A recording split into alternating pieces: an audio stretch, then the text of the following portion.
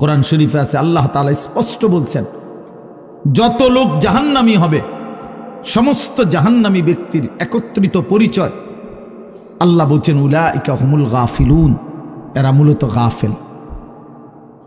এজন্য ভাইয়া বুট বাদামও খাইও না। আমার কত হলো অল্প সময় দিল দিয়ে আন্তরিকতা নিয়ে নিজের ভালো নিজের কল্যাণের জন্য আল্লাহর কথা শুনলে বরকত হবে, আল্লাহর কথা শুনলে বরকত হবে। লাআল্লাকুম তুরহামুন, আল্লাহ বলছে মনোযোগ দিলে, চুপ থাকলে আমি আল্লাহ তোমাদের উপরে রহমত বর্ষণ করব, রহমত বর্ষণ করব। কোরআন শরীফে আছে স্পষ্ট, ওমান আযলামু মিম্মান যুক্কিরা বিআয়াতি রাব্বিহি সুম্মা আ'রাযা আনহা, তার চাইতে বড় জালেম পাপী আর কেউ হইতে পারে না, যার সামনে আল্লাহর কোরআন তেলাওয়াত করা হয় অথচ সে তার থেকে বিমুখ, অমনোযোগী। খোদার কসম আল্লাহ বলছে সে সবচেয়ে বড় জালেম। ইন্না মিনাল মুজরিমিনা মুনতাকিমুন, আল্লাহ বলেন এমন পাপী এমন নাফরমান থেকে আমি নিজে প্রতিশোধ নেব, প্রতিশোধ নেব। তার মানে জীবনভর আল্লাহ তাআলা এটা ওয়াদা দিয়ে রাখছে, আমার কথার প্রতি অবজ্ঞা করলা তোমার প্রতিশোধ আমি নেব, তোমার বরবাদি তুমি দেখবা নিশ্চয়। এই জন্য আমরা আন্তরিক হওয়া চাই আল্লাহর কথার প্রতি।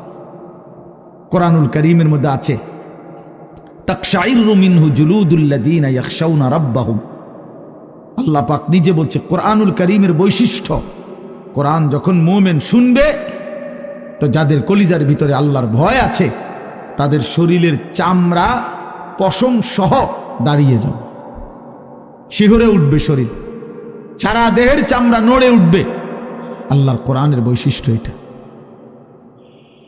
হাদিসের মধ্যে আছে আল্লাহর নবী সাল্লাল্লাহু আলাইহি সাল্লাম হযরত আব্দুল্লাহ ইবনে মাসউদ বলছেন, আমি নবীজির সামনে কোরআন পড়ে শুনাইলাম, নবীজিকে শুনাইছেন উনি, তিনি বলেন আমি 40 আয়াত একটানা নবীজির সামনে তেলাওয়াত করলাম মাথা নিচের দিকে নামাইয়া। 40 আয়াত পড়ার পর নবীজি আমাকে বললেন হাসবুকাল আন, এখন থামো। এই লাল শার্ট, এই যে খুঁটির মধ্যে হেলান দিয়ে আছো তুমি সরো এখান থেকে, ফালতু কোথাকার বেটা, ফাইজলামি করো কেন এখানে? তোমারে তো বাধ্য করে নাই কেউ, ফাইজলামি না থামলে বাইরে যাও। মস্কারি করে অনেকে আছে এমন গাদ্দার যে হুজুর আমি কোনোদিন কারো কথা শুনি না, আপনি বললে হবে কি? কথা বোঝেন নাই? সাবধান ভাইয়া, আমার কোনো আপত্তি নাই, তুমি চলে যাও, কোনো সমস্যা নাই। গাফেলকে বলে কোনো দরকারই নাই আমার, কিন্তু আল্লাহর কথার প্রতি মনোযোগী হইতে হবে। প্রতি ঘন্টা আমারও, প্রতি ঘন্টা আপনারও, প্রত্যেক মিনিট আমারও, প্রত্যেক মিনিট আপনারও। যে হায়াত আপনার যায় সেই হায়াত আমারও যায়, প্রত্যেক সেকেন্ড আমারও যায় আপনারও যায়। এক বুজুর্গকে আমরা কিতাবে পড়ছি, কিমাতুজ জামান ইনদাল উলামা, একটা প্রসিদ্ধ আরবি কিতাব আছে, ওলামায়ে কেরামের নিকট সময়ের মূল্য।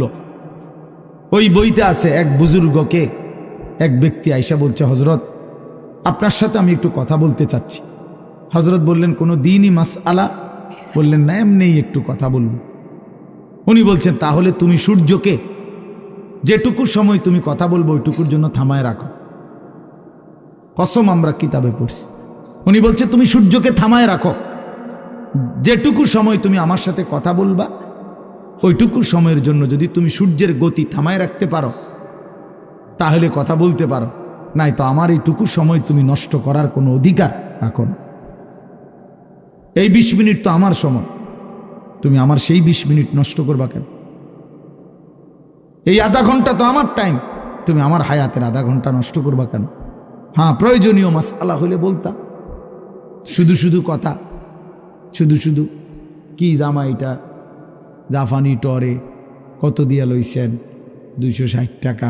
ধর মিয়া 220 টাকা দিয়া সিল্লাইয়া বেছে। হ্যাঁ, আমারে কইতেন মিয়া কয় গজ লাগবে মিয়া?